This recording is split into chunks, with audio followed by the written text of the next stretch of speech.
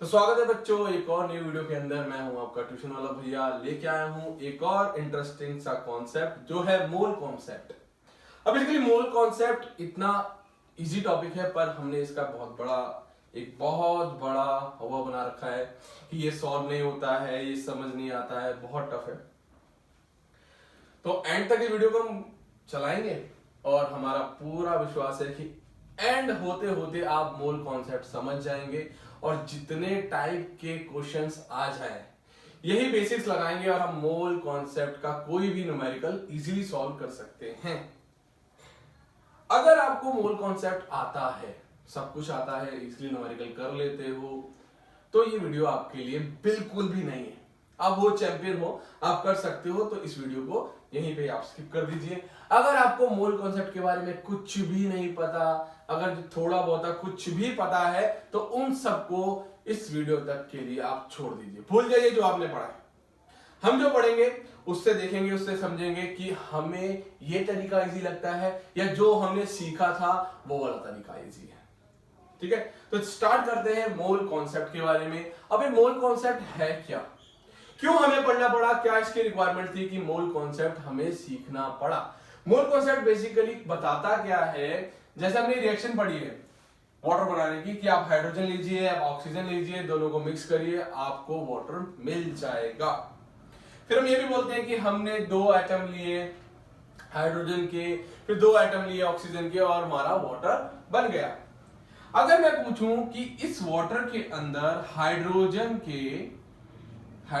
के कितने मॉलिक्यूल्स हैं और ऑक्सीजन के कितने मॉलिक्यूल्स हैं, या एटम भी बोल दीजिए, कितने एटम हैं, कितने मॉलिक्यूल्स हैं, कितने एटम लिए आपने हाइड्रोजन के, कितने ऑक्सीजन के हैं और कितने हाइड्रोजन के हैं। तो वहां थोड़ी सी डिफिकल्टी बढ़ जाती है, तो वहीं पे ही काम आएगा आपका मोल कॉन्सेप्ट। तो बेसिकली मोल कॉन्सेप्ट बताने वाला क्या है, मोल कॉन्सेप्ट ये बताएगा कि कोई भी एलिमेंट है, कोई भी कंपाउंड है, तो उसमें कितने नंबर ऑफ एटम्स है या कितने नंबर ऑफ मॉलिक्यूल्स है।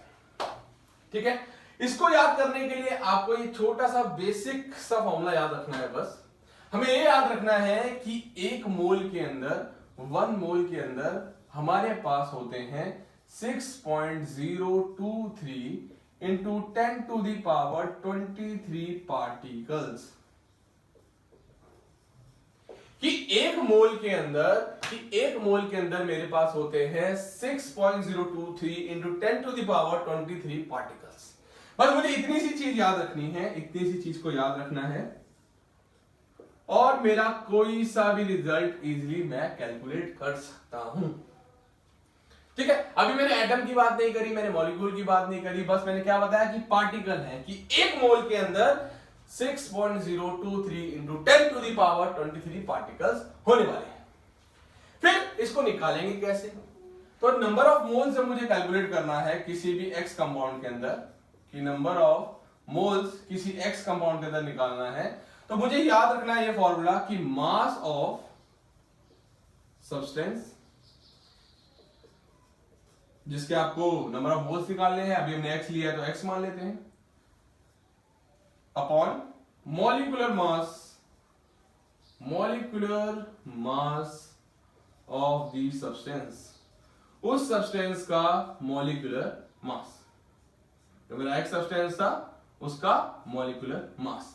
तो नंबर ऑफ मोल्स निकालने के लिए सिर्फ और सिर्फ आपको पता होना चाहिए मॉलिक्यूलर मास, कि जो भी सब्सटेंस आप ले रहे हो उसका मॉलिक्यूलर मास आपको पता होना चाहिए। अगर मुझे मॉलिक्यूलर मास पता है तो मैं नंबर ऑफ मोल्स इजीली निकाल सकता हूं, क्योंकि क्वेश्चन में आपको वो मास ऑफ सब्सटेंस देने ही वाला है, मास ऑफ सब्सटेंस देने ही वाला है। और याद रखना कि मास ऑफ सब्सटेंस जो भी आप लोगे वो हमेशा आप लोगे ग्राम में, हमेशा आप लेने वाले हो ग्राम के अंदर। अगर क्वेश्चन में केजी में दिया है तो आप ग्राम में लोगे, कन्वर्ट करोगे। अगर ग्राम में दिया है तो कोई प्रॉब्लम नहीं है, हम क्वेश्चन को ग्राम की तरह ही सॉल्व करने वाले हैं। पर याद रखना कि मास हमेशा आपको किस में लेना है, ग्राम में। और मॉलिक्यूलर मास मुझे पता है किस में आता है ग्राम पर मोल में, ग्राम पर मोल में, ग्राम पर मोल में।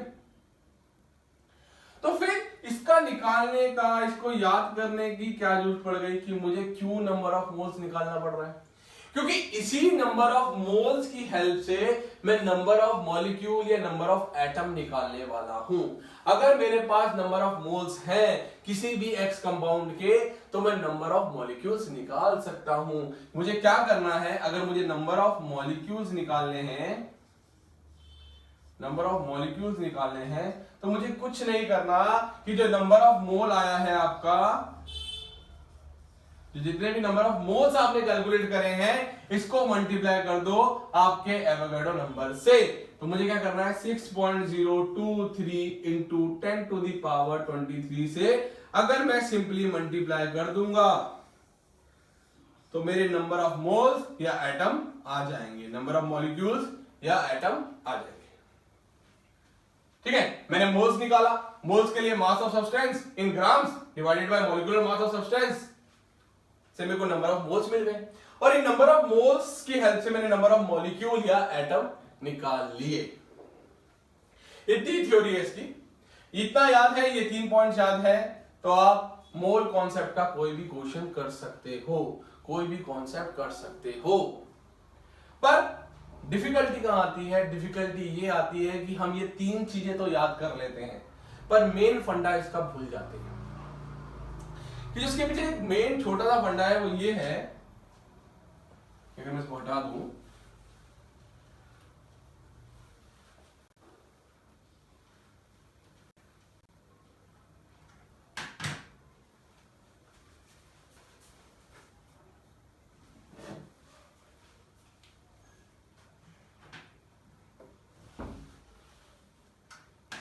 कि अगर क्वेश्चन में मुझे अगर कोई एलिमेंट दिया है, क्वेश्चन ने कोई मुझे एलिमेंट दिया है,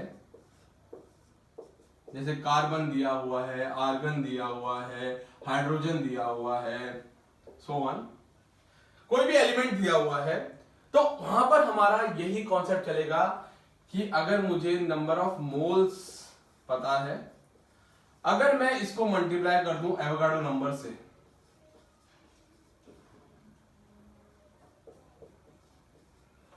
तो यहां पर तो सिंपली मेरा नंबर ऑफ एटम्स आ जाएगा।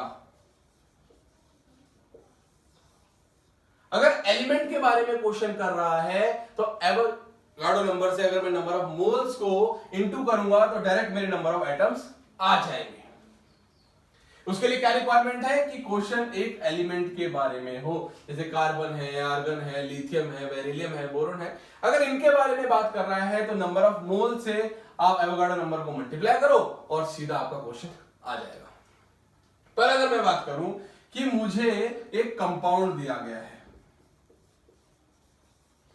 मान लेते हैं मेरे पास वाटर है, मान लेते हैं मेरे पास मीथेन है, मान लेते हैं अमोनिया है, ये सारी चीजें दे रखी हैं। इनके केस में अगर मैं नंबर ऑफ मोल्स को इनटू करूंगा एवोगाड्रो नंबर से,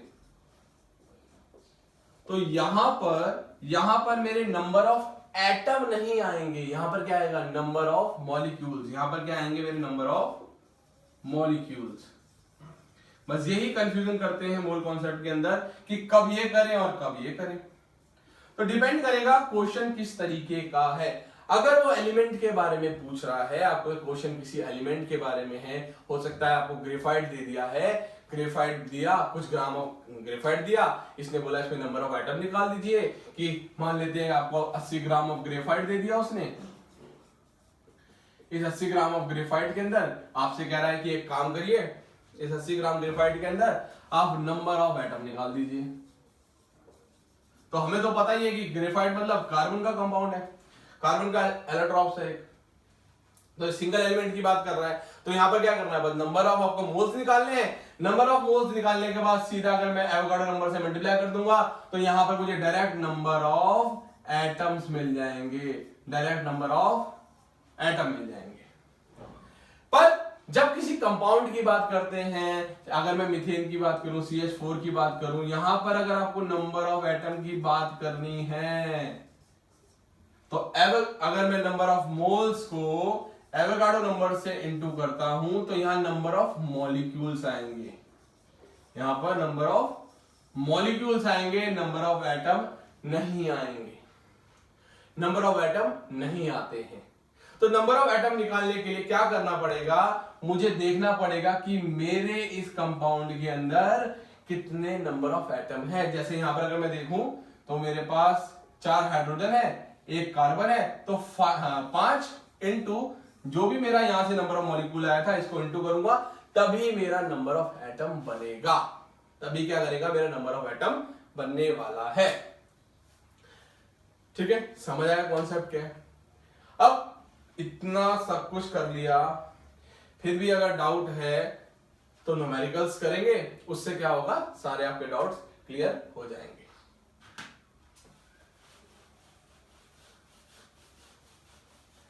बस ये याद रखना है, ये छोटी सी बात याद रखनी है कि यहां तक तो हर क्वेश्चन में हम करने वाले हैं कि नंबर ऑफ मोल्स निकाल लिया आपने, क्या करा आपने, मास ऑफ सब्सटेंस जो दिया था उसको ग्राम में रखा, डिवाइड कर लिया मॉलिक्यूलर मास से, मॉलिक्यूलर मास से जैसे मैंने डिवाइड किया मेरे को नंबर ऑफ मोल्स मिल गए। नंबर ऑफ मोल्स आते ही मेरा आधा काम खत्म हो गया।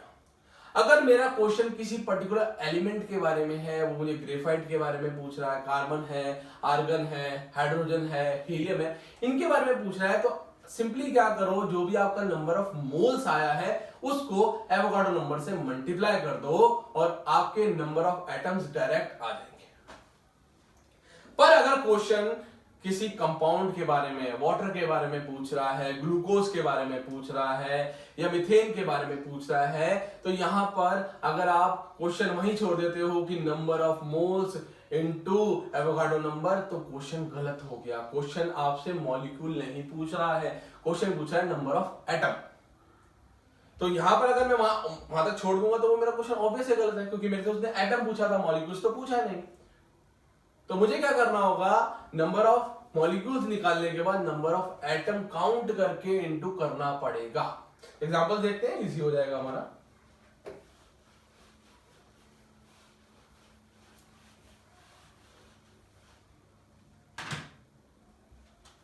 जैसे पहला क्वेश्चन है, कैलकुलेट द नंबर ऑफ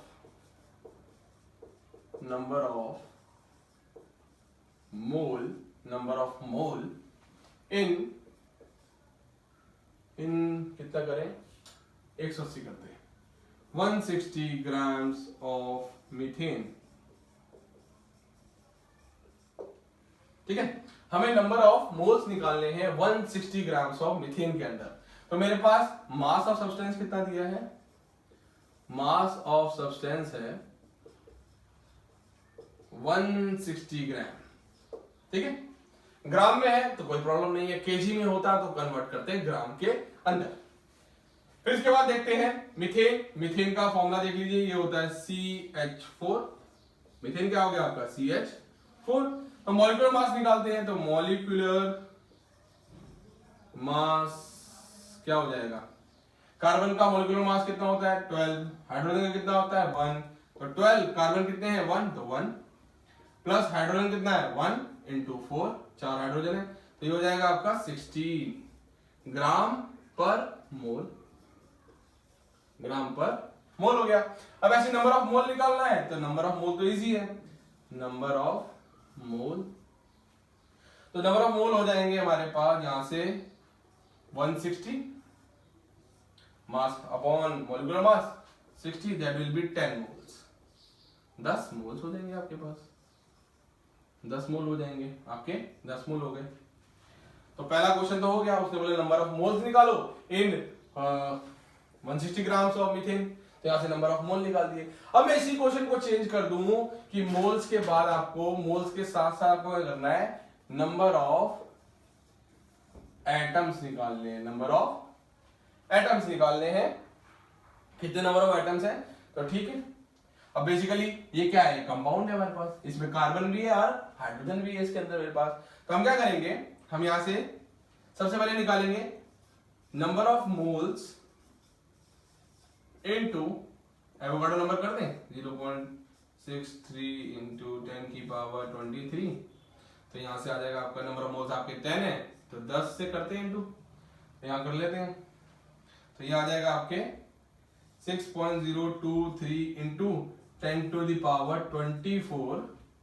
ये आपके आ जाएंगे नंबर ऑफ मॉलिक्यूल्स। ये आ जाएंगे आपके नंबर ऑफ मॉलिक्यूल्स। ये क्या आ गया आपके नंबर ऑफ मॉलिक्यूल्स। पर क्वेश्चन ने मॉलिक्यूल्स नहीं पूछा।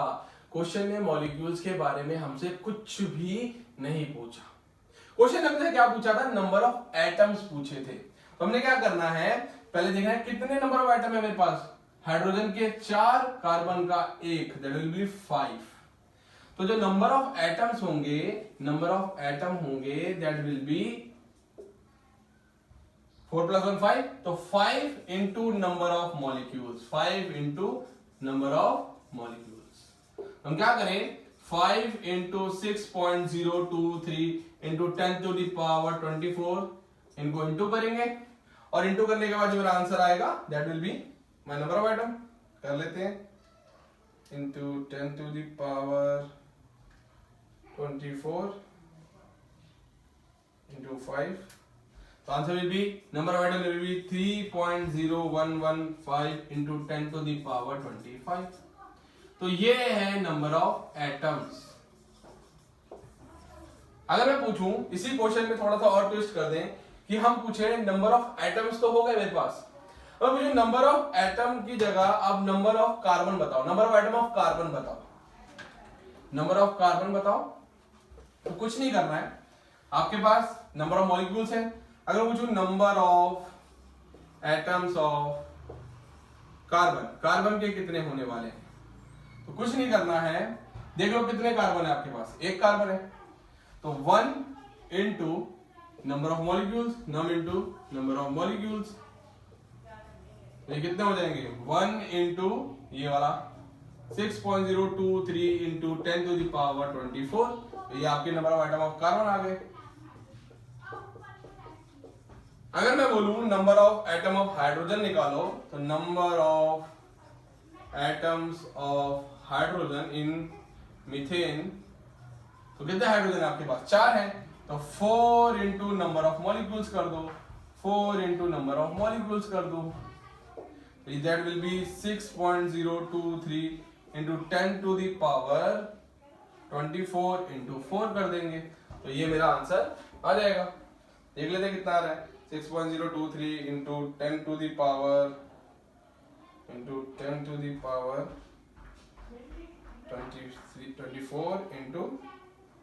4, तो ये भी आएगा समथिंग लाइक 2.4092 इंटू 10⁻25।